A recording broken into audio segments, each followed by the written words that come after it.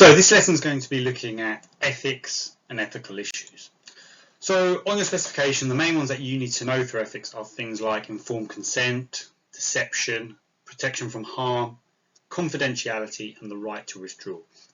And as well as knowing what these particular ethical issues are, you also need to know how a psychologist will deal with these within an experiment. The first one we're going to have a look at then is informed consent. And this is when, before you begin a study or begin running an experiment, you need to get the permission of the people who are actually taking part in the experiment. So you need to get the consent of all the participants before you actually begin. But this isn't always possible. It's not always possible to get the consent of every single person. We'll explain why a little bit later. But it is okay not to get their permission or their consent as long as you're not putting them at any harm beyond that they'd usually experience in everyday life. So although we're going to look at different ways of getting consent, it's not always necessary if they're not put at any danger beyond what they would normally experience in every single day life. So how would a psychologist actually ensure they've got informed consent? And there's one main way we do it in psychology, and that is we get them to sign a consent form. And this consent form is always completed before an experiment. And there are certain things that consent form should include. And these are things like the purpose of the study. Why is the study actually being conducted in the first place? It might also include how much time they're going to be needed for. Are they needed for an hour, a day, a week, a month? They should also know the different conditions that they're going to be under. If you're testing different types of drugs, they should know whether they're going to whether there's a drug condition or a placebo condition. If there's an alcohol test, they need to know, will there be an alcohol condition, a non-alcohol condition? What actual conditions are there going to be in that particular experiment?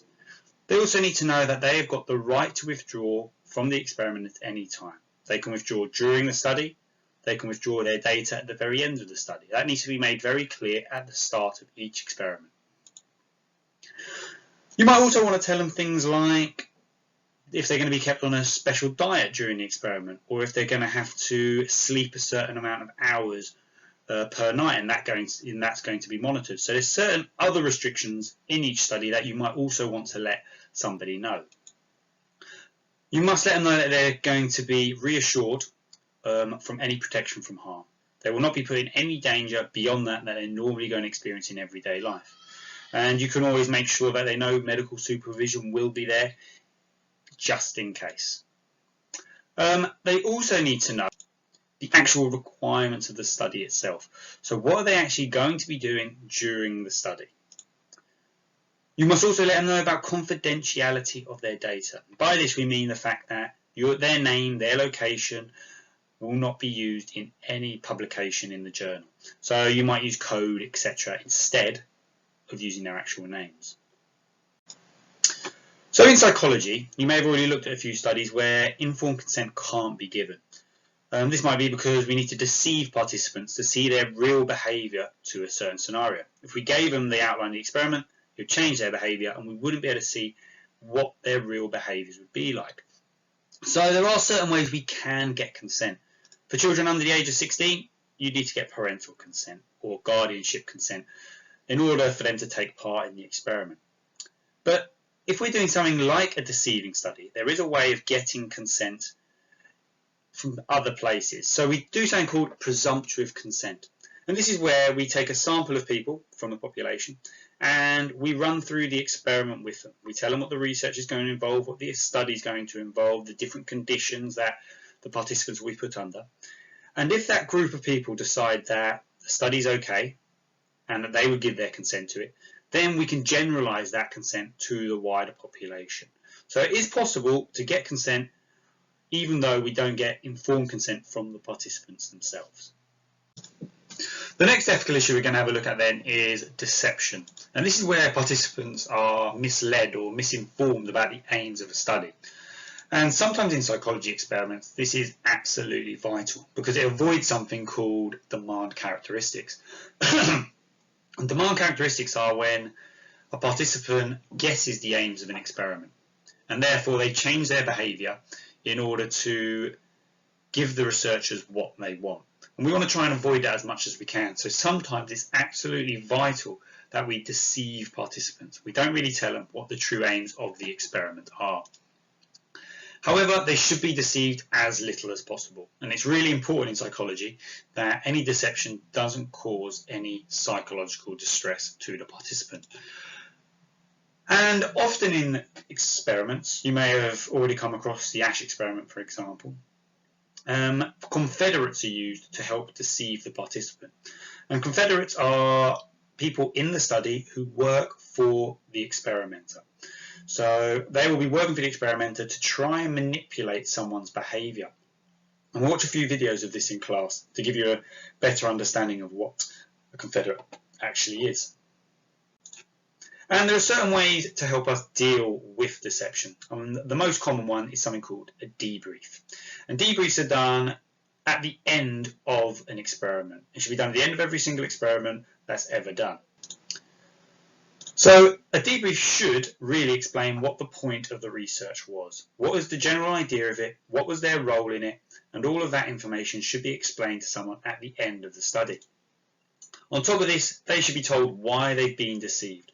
If we deceive them at all, you tell them why, what the purpose of it was, because we didn't want them to change their behaviour. We wanted to see what their behaviour would be like as a real reaction to the situation. And in addition, you should be answering any questions that they've got. At the end of some more distressing psychological studies, people will have questions that they want to ask you.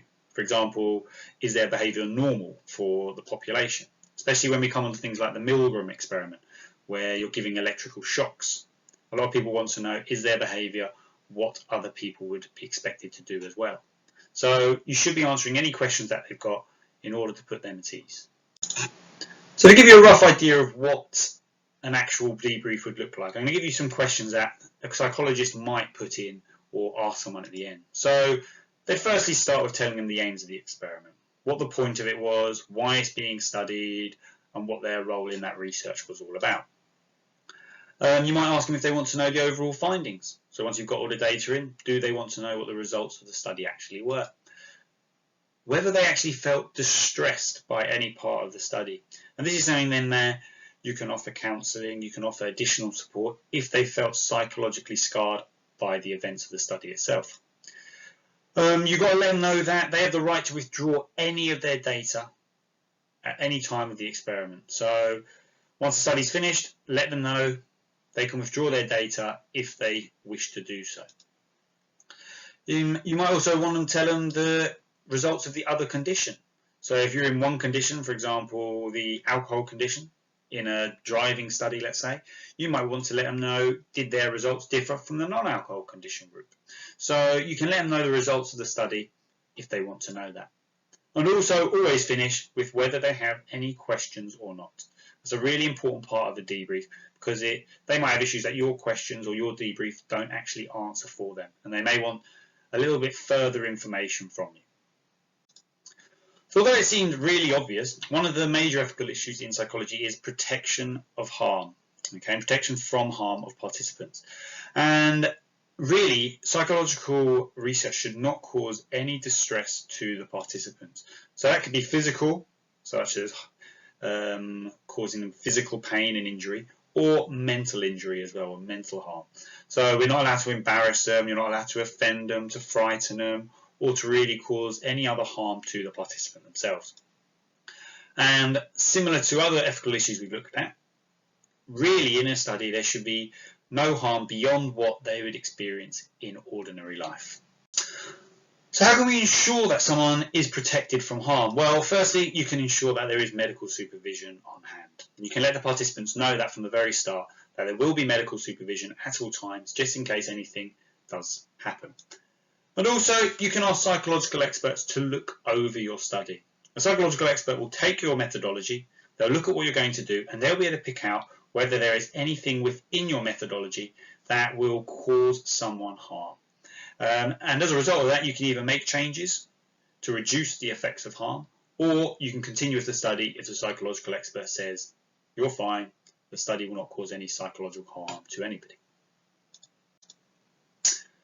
Confidentiality then is the fact that Any data from a study, such as the names of participants, the location where they're from, must be kept anonymous. It's really, really important for things like the Data Protection Act that we keep all data absolutely confidential.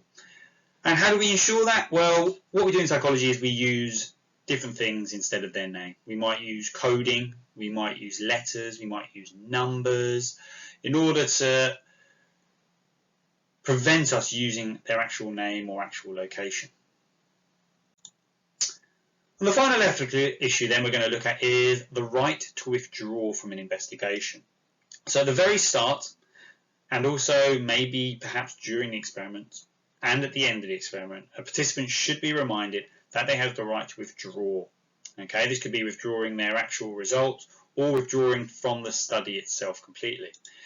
And it's really important that this is done firstly at the start of the experiment during the consent form, and also at the very end of the experiment as well, during the debrief. If a participant is not made aware of this, then you will be violating the ethical conditions of any psychological study. So psychologists also have a few extra things in place to help them deal with ethical issues. Yes, we have our ethical guidelines there, and these are all put forward by the British Psychological Society. So these guidelines, like informed consent, the right to withdraw, protection from harm, these are all put forward by the British Psychological Society to ensure that every psychologist is following the same guidelines. In addition, psychologists do something called a cost-benefit analysis. So this will be looking at a bit of research and weighing up the costs and the benefits to see if a piece of research is worth doing. And this is something we're going to have a bit of a go at in class next lesson. On top of that, we have ethical committees. And ethical committees are usually experts in a field, and you'll submit your methodology, what you're going to do in your study, to the ethical committee, and they will be able to judge whether it violates any ethical guidelines or not. And as a result of that committee's findings, you can either go ahead with your study, or you might be asked to make changes to ensure that all ethical guidelines are followed.